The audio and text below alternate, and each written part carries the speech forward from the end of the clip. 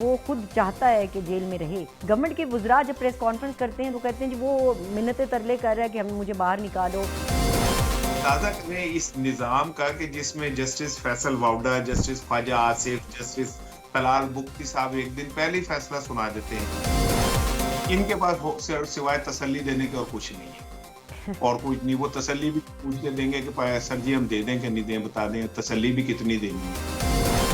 पाकिस्तान के लिए, पाकिस्तान की बेहतरी के लिए अपनी अनाओं के पोल तोड़ दें और पाकिस्तान की बेहतरी का सोच के एक-एक कदम दोनों आगे आ जाए। हमें उन्हें सैल्यूट करना चाहिए कि उन्होंने पाकिस्तान को बचाने के लिए इतना किरदार अदा किया। ये पपेट्स को हम क्यों सैल्यूट करें जब वो खुद मुँह से मानते हैं कि हम कुछ नहीं है। शोशा किसने छोड़ा, इसमें सदाकत कितनी है? बनी गाला मुंतकिल कर देते हैं खान साहब को, वो कहते हैं नहीं ऐसी कोई बात नहीं। राना सनाउल्लाह ने तो ऑन रिकॉर्ड 3, 4, 5 प्रोग्रामों में ये बात की कि हमने उन्हें कहा कि बनी गाला चले। तो ग्रेनेड को शायद ट्रंप इतना सीरियस ना लेता हो, लेकिन राना सनाउल्लाह को तो शहबाज शरीफ सीरियस लेते।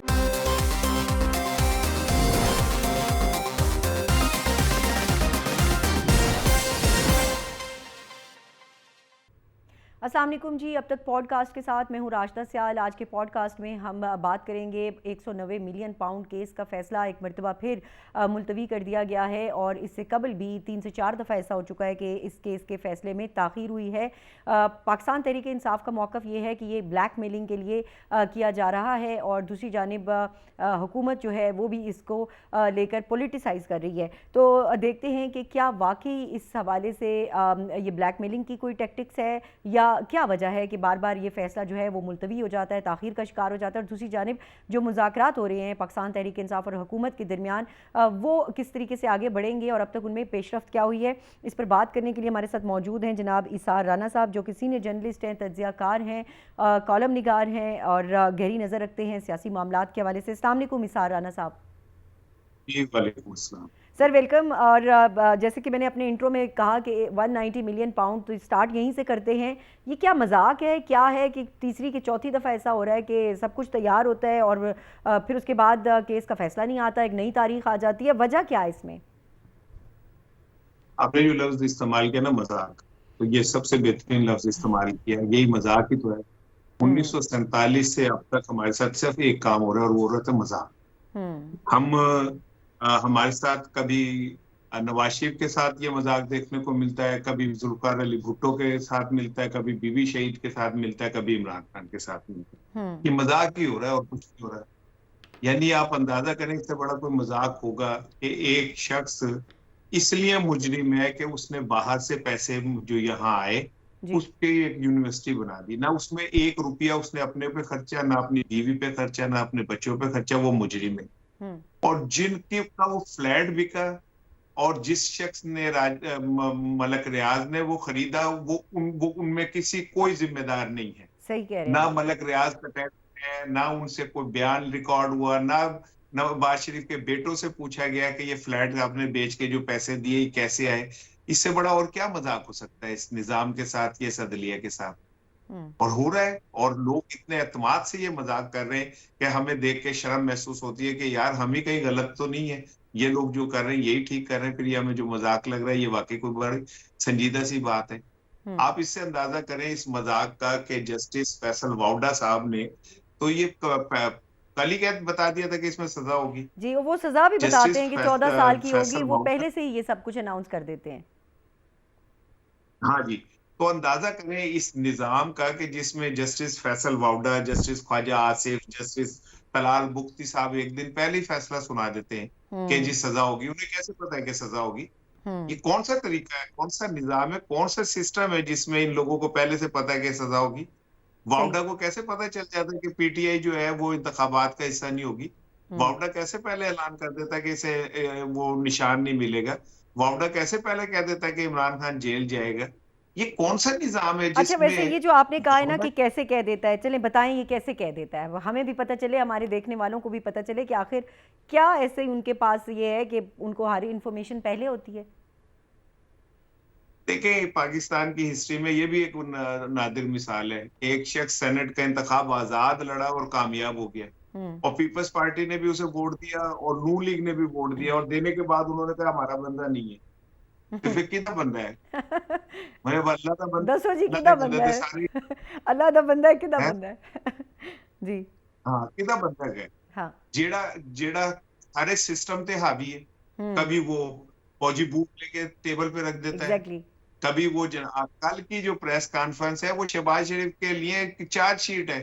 हम्म फैसल वाउडा ने क्लियरली कहा कि भाई जो कुछ हो रहा है वो तो आर्मी चीफ साहब कर रहे हैं, हम्म बैकडोर डिप्लोमेसी वो कर रहे हैं, लोगों से ताल्लुकात मामलात हुकूमत के वो ठीक कर रहे हैं, पाकिस्तान को बेहतरी की तरफ वो लेके जा रहे हैं। तो फिर ये शहबाज शरीफ साहब का कादे ले लिए छनका सर जान लिए गए। सर वो इसार राना साहब प्राइम मिनिस्टर खुद कहते हैं हर इवेंट पे हर जगह पे कि ये सब कुछ जो हो रहा है, जो जितनी भी चीज़ें हो रही हैं आर्मी चीफ ही इसके पीछे हैं और वो ही कर रहे हैं। वो खुद भी सारी क्रेडिट उन्हीं को देते हैं आर्मी चीफ को।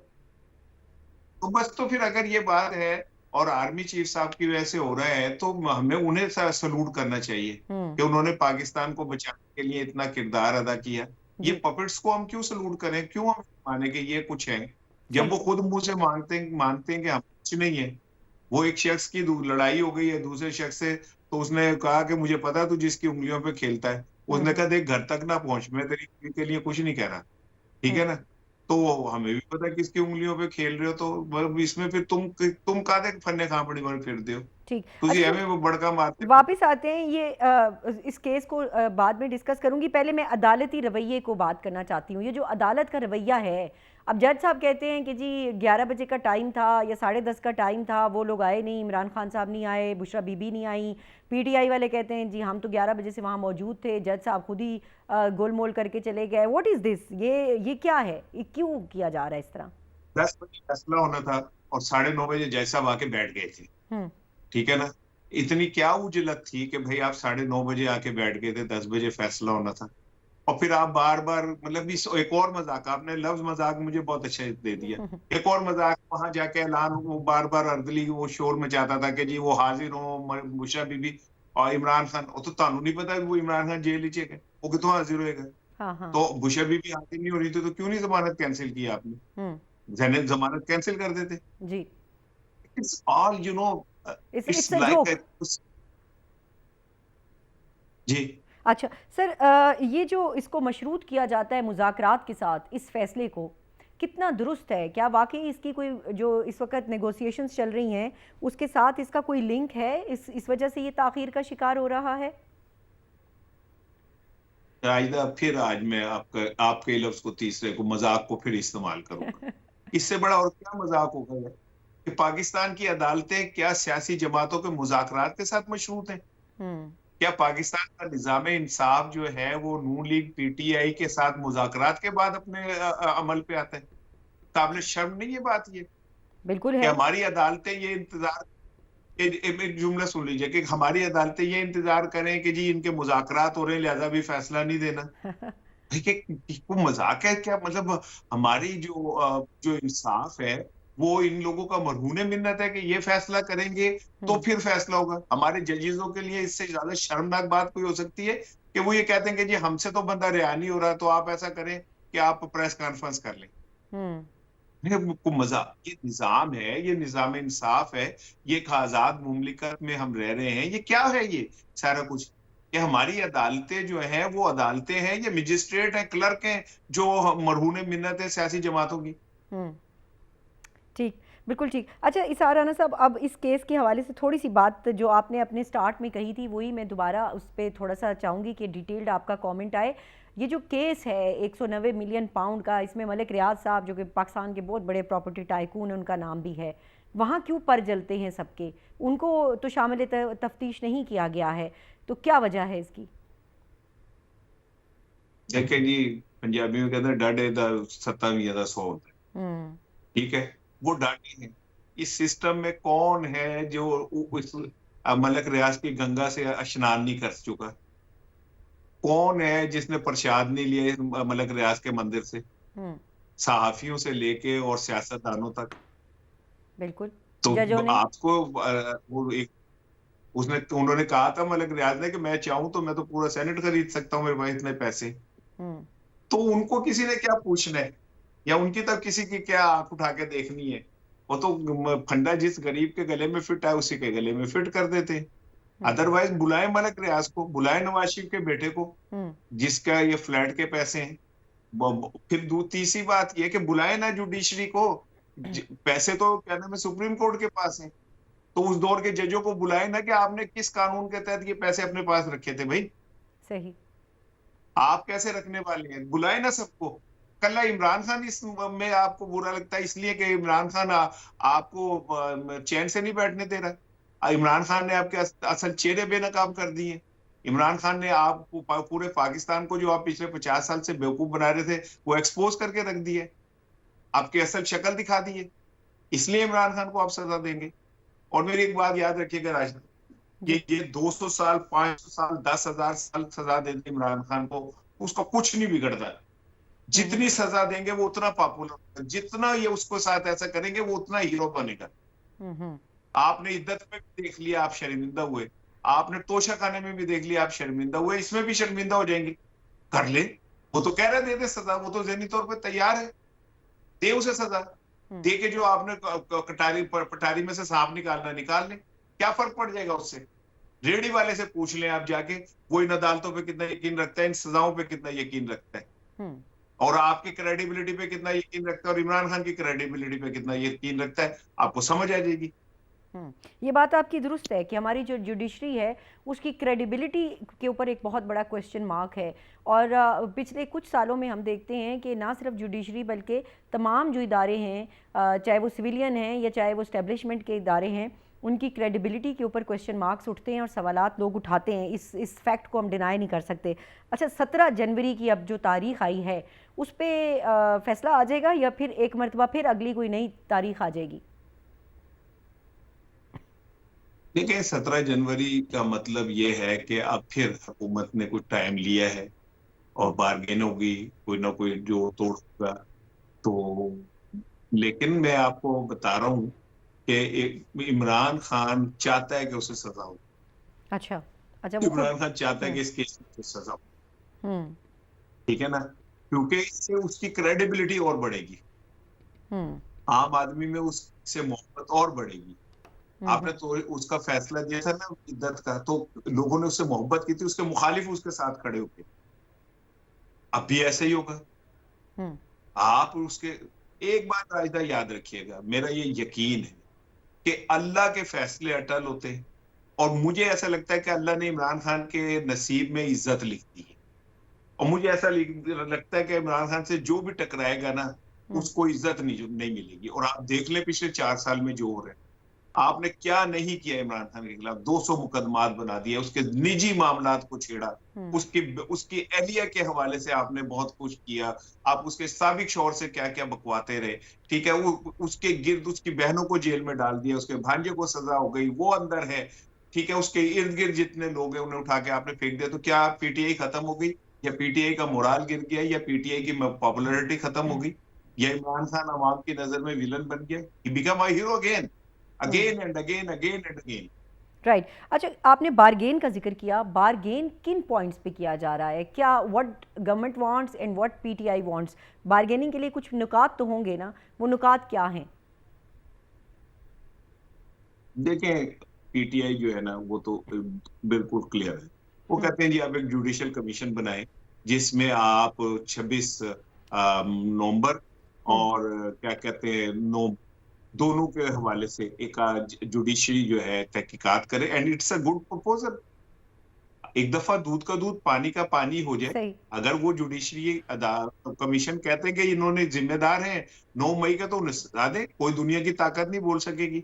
लेकिन अगर आप मिलिट्री कोर्ट से सजाएं दिलवाएंगे तो उसकी कोई वर्थ नहीं है। वो सिविल अदालत चैलेंज जो है पूरी दुनिया में भी हमारे पे प्रेशर बढ़ रहा है, तो आप बना लें जुडिशियल कमीशन, और बनाने के बाद उसका जो फैसला है पीटीआई भी नहीं भाग सकती, जाहिर है उसके कहने पे जुडिशियल कमीशन बनेगा, तो वो कैसे भाग सकती है? लेकिन इस राना साहब, आपको भी पता है, हमें भी पता है सबको कि 9 मई के ऊपर जो भी फैसला करना है उसकी पावर जो है गवर्नमेंट के पास नहीं है। ये लेट्स बी वेरी ऑनेस्ट ना, लेट्स बी वेरी क्लियर, वो पावर कहीं और है, कुछ और चैनल्स के पास है। तो फिर मुज़ाकरात गवर्नमेंट कर रही है, पावर किसी और के पास है, ये किस टाइप के मुज़ाकरात है? देखिए, मैंने अभी आपको एक हिस्सा सुनाया, आपने कहा कि जी पीटीआई क्या कहती है। जी। अब दूसरा हिस्सा ये है कि हुकूमत हाथ जोड़ के उससे कह रही है कि साड़ी जान छाड़ दे। अच्छा।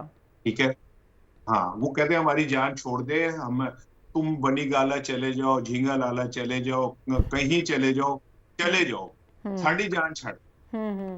ठीक है ना, वो तो हुकूमत उससे एनआरओ मांग रही है, अच्छा। उससे कहने को हमें बख्श दे।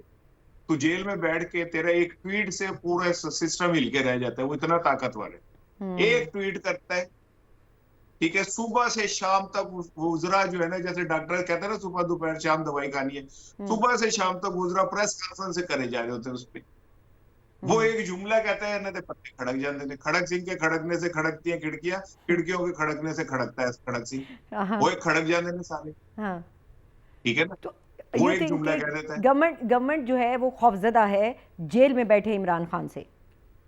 हाँ, वो कहते हैं, वो हम्म। ऑन रिकॉर्ड है। वो कहते हैं आप सर, आप कहीं भी चले जाएं, हम्म। आप केपीके की किसी जेल में चले जाएं। इवन ये तो ताकतवर हलकों ने भी मैसेज भेजा है, गंडापुर के जरिए भेजा है। एक सनतकार कुछ अरसे पहले मिला आके, हम्म। उसने भी आके क्या नाम यही कहा।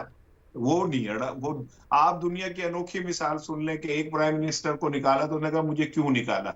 हम्म। फिर जेल में गया तो उसने कहा मुझे यहां से निकालो। एक ही बंदा जेल में वजीर आजम से हटा तो उसने कहा मुझे पता है क्यों निकाला। फिर वो जेल चला गया तो कहता मैंने नहीं निकलना। हम्म। ये एक दुनिया की अनोखी मिसाल है। पाकिस्तान में तो जैसे ही बंदा जेल में जाता है उसकी कमर में तकलीफ हो जाती है, वो लाठी पकड़ लेता है, उसके प्लेटलेट्स गिर जाते हैं, उसको हार्ट अटैक होता है जो उसे खुद नहीं पता चलता कि उसे हार्ट अटैक हो गया है। ठीक है, वो जनाब अली दुनिया भर में रोला मच जाता है, बंदा मरना है। जी। एक लेकिन बंदा 2 साल से लेकिन जेल यहाँ आपको में लगता है कि कैदी नंबर 804 जो है वो इस सारी सारी रिवायात को तोड़ रहा है? अच्छा, ये जो आपने बात की है ना कि वो खुद चाहता है कि जेल में रहे, इस उसकी सज़ा कंटिन्यू हो, वो मज़ीद पॉपुलर होगा। गवर्नमेंट के वज़रा जब प्रेस कॉन्फ्रेंस करते हैं तो कहते हैं जी वो मिन्नतें तरले कर रहा है कि हम मुझे बाहर निकालो। अब उसको कभी खाना नहीं सही मिलता, कभी वो शिकायत करता है मुझे एक्सरसाइज की सहूलियात नहीं है, वो बड़ा तंग है, बड़ा डेस्परेट है। ये गवर्नमेंट के मिनिस्टर्स बात करते हैं। कभी आपने ये सुना कि उसने कहा जी डॉक्टर बुलाओ मेरी तबीयत खराब है? हम्म। कभी उस आपने सुना कि उसने कहा जी मुझे मेडिसिन चाहिए, मेरा बहुत बुरा हाल है? कभी उसने कहा जी मेरे कमर में बहुत तकलीफ है, मुझे बाहर ले, मेरे डेंटिस्ट को मैंने मिलना है? कभी उसने कहा मेरे प्लेटलेट्स गिर रहे हैं? वो क्या कहता है, मेरे डंबर का वजन बढ़ा दो, मेरी वर्जिश की प्लेटें बढ़ा दो, और मैंने मुर्गी चंगी नहीं लगती, मैंने जरा चंगा या खाना दे दो। हम्म। वो तो एक अजीब गरीब आदमी है। वो ना बीमार पड़ रहा है, ना उसके कुछ मसाइल हो रहे। वो ऐसे लग रहा है वो अंदर मौजे कर रहे हैं। वो कहता है जी मैंने एक्सरसाइज करनी है, मुझे जरा वो वेट डंबल जरा वजनी होने चाहिए, मेरे फला होने चाहिए। हम्म। और इनके लिए टेंशन क्या है कि यार असि जेल जाने से जैसे मरण वाले होने से, वो है जेल जाके तो कहता जी मेरे वर्जिश करनी है, मैंने यूं करना है, मैंने यूं करना है। ये कौन है बंदा? हम्म। ना ये अमेरिका को कह रहा है मैंने काट के ले जाओ, ना सऊदी अरब की मिन्नतें कर रहा है, ना किसी की कर रहा है। हम्म। वो बैठा हुआ है अंदर आराम से। नहीं, अमेरिका को तो कह रहे हैं ना, अमेरिका को तो बड़े तरीके तरीके से देखिए ये बात तो हुई है ना कि वहाँ पे जो इनके लॉबिस्ट हैं वो ये बात कर रहे हैं अमेरिकन ट्रंप एडमिनिस्ट्रेशन से बिलखसूस कि वो इसमें इंटरवीन करें। ये बात तो पीटीआई के कुछ लोग बात करते हैं ये। फिर खारजा पॉलिसी ने दे देना कि अगर इनके कहने से अमेरिकी एडमिनिस्ट्रेशन रिएक्ट करती है, ट्वीट्स करती है, ऐवान बाला में, ऐवान जरी में, कांग्रेस के अंदर करारदादें होती हैं, तो फिर इन्हें दे दें वजारत खारजा। ये तगड़े, हम्म। इनके तो आम लोग वहां बैठ के इतने तगड़े हैं कि वो 378 कांग्रेसमैन एक करारदाद पास कर देते हैं। कभी उनका वजीर खारजा बोल पड़ता है, कभी उनके नए मुशीर बोल पड़ते हैं, तो उन्हें वजारत खारजा दे दें, वो बहुत अच्छी चला लेंगे, जो ये नहीं यहाँ बैठे हुए कुछ नहीं कर पा रहे। अगर ये यहाँ बैठ के एक रियासत दूसरी रियासत को अपनी बात नहीं मनवा पा रही, और एक जमात के चंद लोग बैठ के अपनी बात मनवा पा रहे हैं, तो इन्हें समझना चाहिए फिर कि फिर ये फारिग लोग हैं, इनको कुछ नहीं आता। और फिर अच्छा, दो इमरान खान ने तो डिमांड्स नहीं आपने, कहा। इसार राना साहब, आपने दो डिमांड्स मुझे पीटीआई की बताई। 9 मई और 26 नवंबर के ऊपर जुडिशल कमीशन की आपने बात की, इसके अलावा कोई और डिमांड भी है जो मुज़ाकरात हो रहे हैं उनमें? ये डिमांड सबसे इंपॉर्टेंट डिमांड है। इससे ही दूध का दूध पानी का पानी हो जाएगा, बहुत सारे मसाइल हल हो जाएंगे। 9 मई का मामला क्लियर हो गया तो हम रियासत खुद ब खुद आगे बढ़ना शुरू हो जाएगी। ये बात मेरी याद रखिएगा। रियासत ने आगे बढ़ना है तो 9 मई के मामले को या तो आपने हल करना है और उससे आगे जाना है, और अगर आप वहीं खड़े रहेंगे तो आप वहीं खड़े रहेंगे। लेकिन और रियासत से मुराद अगर आपकी मिलिट्री इस्टेब्लिशमेंट है, तो मिलिट्री इस्टेब्लिशमेंट ने मिलिट्री कोर्ट से सजाएं भी दी, फिर कुछ लोगों की रहम की अपील के बाद माफ़ियाँ भी हुई, तो रियासत तो 9 मई को फरामोश या भुलाने के लिए मूड में नज़र नहीं आती है। टू बी वेरी ऑनेस्ट, मैं क्योंकि डिफेंस कवर भी करती हूँ, मुझे पता है कि वो 9 मई से आगे मुश्किल है मामला चलाना। देखें, मैं आपको एक बात बताऊं, वैसे रियासत का हमने कॉन्सेप्ट गलत ले लिया है। रियासत किसी एक इदारे का नाम नहीं, रियासत पाकिस्तान किसी भी उसके मजमूई कंपोनेंट इकट्ठे होने का नाम। रियासत में तो अदलिया भी आती है, या पार्लियामेंट भी आती है, रियासत में सहाफत भी आती है, रियासत में मतलब एक कोई चीज नहीं है। लेकिन यहाँ पे रियासत का मतलब तो एस्टेब्लिशमेंट है ना सर। हाँ, हम मतलब लेते हैं, लेकिन मैं ये समझता हूँ कि रियासत का मतलब पूरा पाकिस्तान है। इस्टेब्लिशमेंट पाकिस्तान की एक हकीकत है और इससे हकीकत से इनकार मुमकिन नहीं है, और इस्टेब्लिशमेंट का बहुत इन्फ्लुएंस है पाकिस्तान के अंदर, इससे भी इनकार मुमकिन नहीं है। मैं तो इससे इनकार, और जिन लोगों ने, जिन शोधा ने पाकिस्तान की हिफाजत के लिए अपनी जानों की कुर्बानी दी, उनसे भी इनकार मुमकिन है। उनको हमारा सलाम है, उन माओं को, उन बहनों को, उन बेटियों को हमारा सलाम है, जिनके खून की वजह से पाकिस्तान में अमन कायम है। लेकिन रियासत का मतलब इस्टेब्लिशमेंट नहीं है। अच्छा सर, मेरे इसी पॉडकास्ट में लास्ट में एक साफ़ी हैं बड़े सीनियर, साले जाफिर साहब, उन्होंने ये इंकशाफ किया कि 9 मई से अगर मामलात आगे चलाने हैं तो उसके लिए रियासत ये चाहती है कि इमरान खान साहब टीवी पर आएँ और 9 मई को ऑन करें और माफ़ी मांगें, तो फिर शायद माफ़ी तलाफ़ी हो जाएगी। Is that true? मेरा तो सवाल ये है कि अगर ताज़रात पाकिस्तान के तहत कुछ लोगों ने या बहुत सारे लोगों ने कानून तोड़ा है, तो फिर एक शख्स की माफी से क्या वो कानून खत्म हो जाएगा? अदालतें ये कह देंगी कि माफी, तो फिर उन सैकड़ों गरीबों को भी माफी दे दें जो जेलों में माफिया मांगते फिर रहे हैं कि जी हमसे गलती हो गई, हमें माफ कर दें। उन लोगों का क्या कसूर है? वो पाकिस्तानी नहीं है, आईने पाकिस्तान उन्हें तहफुज नहीं देता।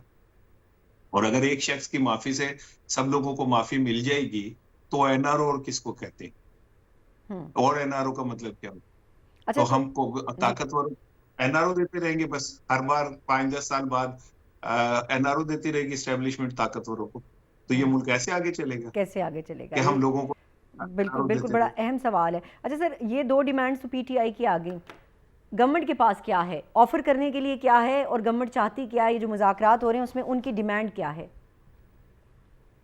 एक वैसे ही आपको एक लतीफ़ा सुनाता हूँ, पता नहीं आपके पॉडकास्ट में लोग इस तरह की बातें करते हैं या नहीं करते। आपका जो दिल करे आप करें। एक आदमी मुस्कुरा रहा था, अकेला बैठा, तो किसी ने कहा क्या सोच रहा है? उसने कहा यार मैं सोच रहा हूँ कि माजी का दूध हो खालिस, और चावल हो कर्नल के वडेल, और देसी शक्कर हो, और उसकी बनाई जाए खीर, और फिर मैं उसे अपनी उंगली से खाऊं। तो उस आदमी ने कहा तेरे पास क्या है? तो उसने कहा ना दूध है, ना शक्कर है, ना चावल है, मेरे को उंगल है। ठीक है, इनके पास सिर्फ एक उंगली है जो हुकूमत के नाम पे है, ना कोई, ना शक्कर, ना कोई दूध, ना कोई चीनी, ना कुछ। हाँ। ये बेचारे उतना ही बोल सकते हैं जितना इन्हें बोलने का कहा जाता है, ये उतना ही कर सकते हैं जितना इन्हें करने का कहा जा सकता है। इससे ज्यादा ना ये बोल सकते हैं, इससे ज्यादा ना कर सकते हैं। जितना इन्हें कहा जाता है बस उतना ही कर सकते हैं। चलिए, कहा क्या जा रहा है, मैं ये जानना चाह रही हूँ कि है क्या इनके पास, what they have to offer? बस कुछ नहीं कहा जा रहा, ये कहा जा रहा है कि जब टीचर कहीं बाहर जाता है ना तो बच्चों को एवं ज्यादा होमवर्क दे जाता है ताकि बस बिजी रहे। तो टीचर ने इन्हें होमवर्क दिया हुआ कि तुसी मुज़ाकरात खेलने दे, मुज़ाकरात खेल रहे, उन्हें भी पता है एंड इसका कुछ नहीं निकलना, हम देने की पोजीशन में ही नहीं कुछ। तो ये हमने क्या, मुज़ाकरात में एक बात याद रखिएगा, दोनों फरीकों के पास कुछ देने को होता है। इसीलिए मैंने आपसे पूछा ना कि इनके पास क्या है देने के लिए। इनके पास सिवाय तसल्ली देने के और कुछ नहीं है, और कुछ नहीं। वो तसल्ली भी पूछ के देंगे कि सर जी हम दे दें कि नहीं दें, बता दें, तसल्ली भी कितनी देनी है। इनके पास खे है, ये तो इस जोगे नहीं है कि ये मुलाकात ही करा सकते हैं मुज़ाकराती टीम की। वो तो किसी के कहने पे मुज़ाकराती टीम की मुलाकात हुई इतवार वाले दिन जाके, और फिर वो एक कंट्रोल डेमोक्रेसी में कंट्रोल ही मुलाकात होती है। कंट्रोल डेमोक्रेसी है, कंट्रोल मुलाकात हो गई उनकी। तो वो दोस्त कह रहे थे सर खुली गल करन दो जरा, ताकि हम जरा हट के बात करें, हमारी बातें रिकॉर्ड ना करें आप। आपने नहीं दिया। अगर आप इतने खुद मुख्तार होते तो कर देते ना, मुलाकात करवा देते ना खुले में। आप नहीं करवा सकते, उतनी होगी जितनी साईं कहेंगे। ये गेम फिर कब तक चलती रहेगी? अगर कुछ है नहीं, गवर्नमेंट के पास कुछ है नहीं, तो फिर ये क्या है? ये खेल कब तक चलता रहेगा? ये मुज़ाकरात का ढोंग जो रचाया जाता है, इसका फ़ायदा क्या है? और फिर दूसरी जानिब खान साहब ने कहा है कि तहरीरी तौर पर मुतालिबात रखे जाएं। फिर खान साहब क्यों इंगेज कर रहे हैं इनके साथ? इसार राना साहब, अगर इनके पास कुछ है नहीं, ये वेले हैं, तो वेलों के साथ क्यों वो बात कर रहे हैं? उन्होंने भी अपने वेले लड़ा दिए ना। उन्होंने भी अपने वेलों को किसी काम में लगा दिया, निकम्मों को। उन्हें पता है ये निकम्मे बस इतना ही है, ना जलसा कर सकते ने, ना जुलूस कर सकते ने। निकम्मों को निकम्मों से लड़ा दो। लड़ा दे मेमोले शहबाज से, तो इतने मेमोले नाल ही लड़ाते हैं। और जो मुज़ाकरात हो रहे हैं वो कहीं और हो रहे, कोई और कर रहे हैं, वो सामने भी नहीं है, उनका पता भी नहीं किसी को। ये सिर्फ मैं ख्याल हूँ किसी और का, मुझे सोचता कोई और है, पसे आईना मेरा अक्स है, पसे आईना कोई और है। रूह आईना ना देखें, पसे आईना देखें। चलिए आज बता दें आप फिर खुल के वो कौन है जो पसे आईना है। पसे आईना एस्टेब्लिशमेंट की इमरान खान से एंगेजमेंट है, चल रही है, मामला चल रहे हैं। मामला 9 मई पे अड़े हुए, मामला 9 मई से जो है ना नहीं टप रहा। दोनों तरफ 9 मई पे अपने अपने पोजीशन लेके खड़े हैं और उसमें पीछे आने को तैयार नहीं है। तो मैं तो ये समझता हूँ कि पाकिस्तान की बेहतरी इसमें है कि कोई दरमियानी रास्ता निकाले, पाकिस्तान के लिए, पाकिस्तान की बेहतरी के लिए अपनी अनाओं के पोल तोड़ दे और पाकिस्तान की बेहतरी का सोच के एक एक कदम दोनों आगे आ जाए। इमरान खान भी आगे आ जाए, एस्टेब्लिशमेंट भी आगे आ जाए। सर दरमियानी रास्ता क्या है? What is the way forward? मेरा ख्याल है कि 9 मई के ऊपर कोई दरमियानी सी कोई बात हो सकती है। इमरान खान बार बार एक ही बात कहते हैं कि जी अगर जुडिशल कमीशन बना दें, हमसे वो कसूरवार हुए तो माफी मांग लेंगे, और नहीं हुए तो फिर डैश डैश डैश। तो वो अगेन माफी वाली बात आ गई ना कि माफी अगर मांग लें तो फिर मामलात आगे चल पड़ेंगे। ऐसा हो सकता है? पहले कर दे ना, पहले साबित कर दे, बिल्कुल कर दे। इस हक में, बिल्कुल इस हक में हूँ कि जी जो रियासत से टकराएगा और जो मेरे हीरोज, मेरे शोधा के साथ तो इनामी सलूक करेगा, उसे कोई माफी नहीं मिलनी चाहिए। बिल्कुल दुरुस्त। But it should be transparent, it should be transparent, ठीक है ना।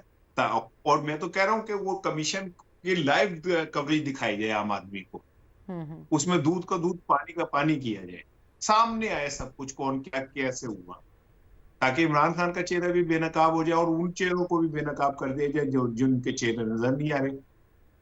भाई मैं लाहौर में रहता हूँ, जब ये सानिया हुआ तो लाहौर की पुलिस कहाँ थी, मैनेजमेंट एडमिनिस्ट्रेशन कहाँ थी, ठीक है ना, पुलिस कहाँ गायब हो गई थी। वैसे तो वो इस्लामाबाद ऐलान होता है अभी, तो आप इस्लामाबाद को खंदक बना देते हैं चारों तरफ से खोद के, तो आपने में लोगों को कैसे जाने दिया, पुलिस ने क्यों नहीं रोका, और बहुत सारी चीजें हैं। तो ये खुद के सामने आनी चाहिए चीजें सारी, और अगर पीटीआई ने किया तो उसे माफी नहीं मिलनी चाहिए। तो जो वीडियो के सबूत हमारे सामने मौजूद हैं, जो आए, जो हमने देखे, जिसमें पीटीआई के लोग ये एतराफ़ कर रहे थे कि हाँ ये हमसे हुआ, जब ये 9 मई के मुल्ज़िमान को, 60 को, उससे पहले और लोगों को सज़ाएं हुई, तो साथ कुछ वीडियो शवाहिद भी सामने आए थे। आपको लगता है कि वो क्रेडिबल नहीं है?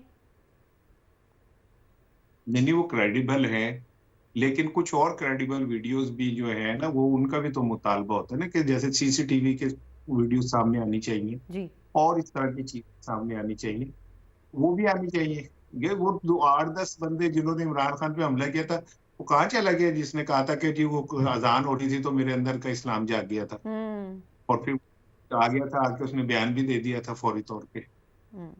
तो ये तो फिर चलता रहता है, गंदा है पर धंधा है। अच्छा, लास्ट में मेरे पास वक्त थोड़ा है, मैं आपसे जानना चाहती हूँ कि ये बनी गाला मुंतकली वाली बात जो है, शोशा किसने छोड़ा, इसमें सदाकत कितनी है? बनी गाला मुंतकिल कर देते हैं खान साहब को, वो कहते हैं नहीं ऐसी कोई बात नहीं, पीटीआई के रहनुमा खुद कहते हैं ऐसी कोई ऑफ़र नहीं, बैरिस्टर गौहर भी कहते हैं, इज देयर एनी ऑफ़र?